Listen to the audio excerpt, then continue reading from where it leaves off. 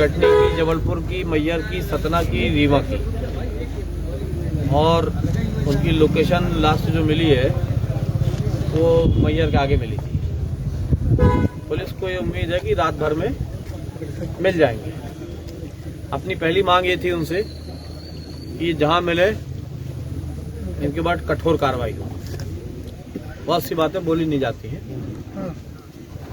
लेकिन सख्त कार्रवाई होनी चाहिए, कठोर कार्रवाई हो तत्काल, ताकि दोबारा कोई जीवन में सिर उठाने के पहले इनका हश्र देख ले। दूसरी मांग थी हमारी कि इनको जिनने संरक्षण दिया है, आर्थिक मदद उपलब्ध कराई है, हथियार उपलब्ध कराएं, वो भी इसमें सह अभियुक्त बनाए जाएं।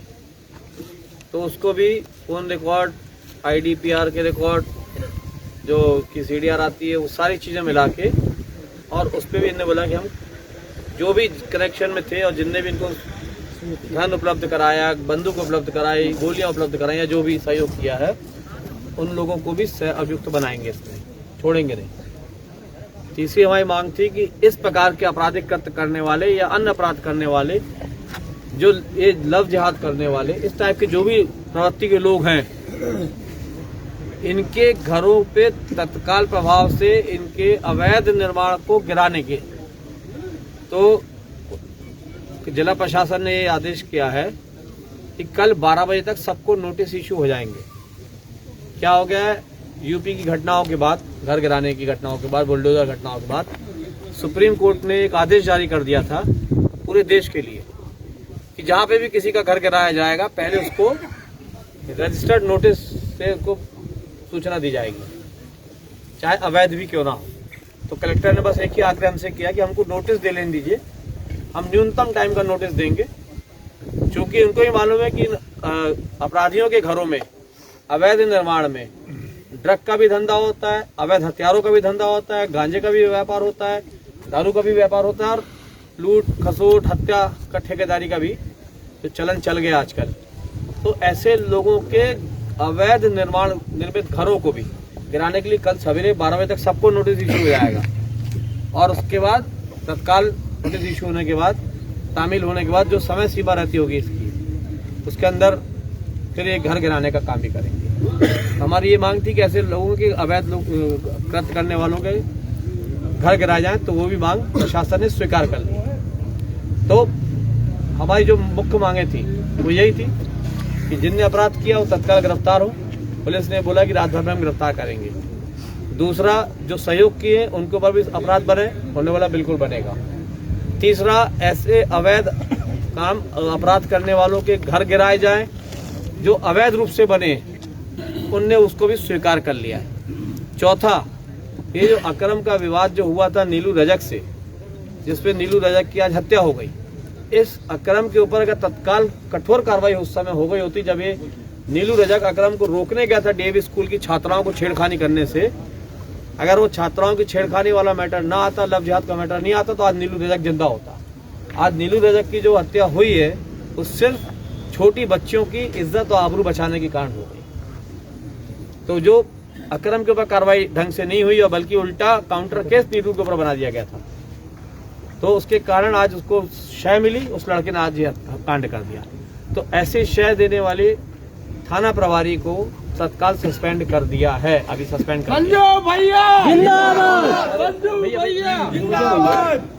काहे के जिंदाबाद यार, हमारा भाई मर गया, हमारी जिंदाबाद के नारे हो, हमारे भाई की डेड बॉडी पड़ी। 35 साल जिस लड़के ने हमारे साथ इस क्षेत्र में कंधे से कंधा मिला के चलाओ, इससे दुखद तो जीवन और क्या हो सकता है। उसकी 5 साल की बिटिया है, 11 साल का बेटा है, एक बिस्तर में पड़ी बूढ़ी माँ, कमाने वाला इकलौता वही लड़का था। और कभी भी किसी भी हिंदू के ऊपर बात होती थी, सबसे आगे दौड़ के जाता था, सबसे पहले लड़ाई लेता था, बिल्कुल डरता नहीं था किसी से, भिड़ जाता था। जब भी कभी किसी की बिटिया की बात आए, लव जिहाद की बात आए कोई, तो सबसे आगे रहने वाला लड़का था। तो सारे प्रशासन ने आपकी हमारी सब बातें मान ली हैं, लेकिन हम कल 11 बजे तक इनके निर्णय देखेंगे कि ये अपने निर्णय पे काबिज हैं कि नहीं। अगर ये अपने निर्णय पे काबिज होंगे, उसके बाद पोस्टमार्टम होगा, जैसा परिवार की इच्छा है। उनकी पत्नी की भी, उनके परिवार की भी यही इच्छा है कि पहले दोषियों पर कार्रवाई हो, फिर हम पोस्टमार्टम कराएंगे। तो मुझे उम्मीद है कि आदरणीय मोहन यादव जी ने भी स्पष्ट निर्देश दिए हैं कि सख्त से सख्त कार्रवाई करो अपराधियों के ऊपर। मुख्यमंत्री जी का भी निर्देश है, प्रदेश के अध्यक्ष हेमंत खंडेलवाल जी का भी मेरे पास 3 बार फोन आया, उन्होंने भी स्पष्ट निर्देश दिए हैं कि सख्त कार्रवाई होनी चाहिए।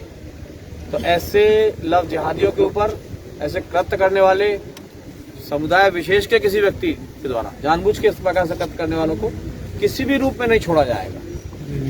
हर प्रकार से कठोर इसके ऊपर कार्रवाई होगी और कल 11 बजे तक आप लोग के सामने परिणाम सामने आना चाहिए। अब मैं आग्रह करूंगा कि कल हम आप सभी लोग 10 साढ़े 10 बजे यहीं एकत्रित रहेंगे और अपने सामने फिर पीएम करा के और फिर अपने भाई को छोड़ने सब कोई चलेंगे। और तब तक मुझे उम्मीद है कि पुलिस को अपराधी मिल जाना चाहिए।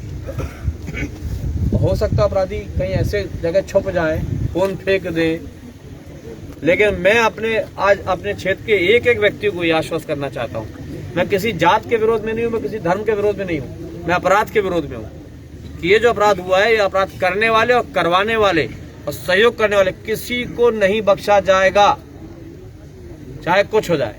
उनको सख्त से सख्त सजा भी दी जाएगी, उनको यहाँ से जमींदरोज करके अलग किया जाएगा। ये आज मैं अपनी तरफ से आश्वस्त कर रहा हूँ सभी लोगों को। इसलिए बिल्कुल निश्चिंत रहो, पूरी कठोर कार्रवाई होगी और कल के कल इसका प्रमाण आपके सामने आ जाएगा। और कोई बात है किसी के मन में, और कोई कार्रवाई की बात है किसी के मन में, तो बोलो, वो भी करा देंगे।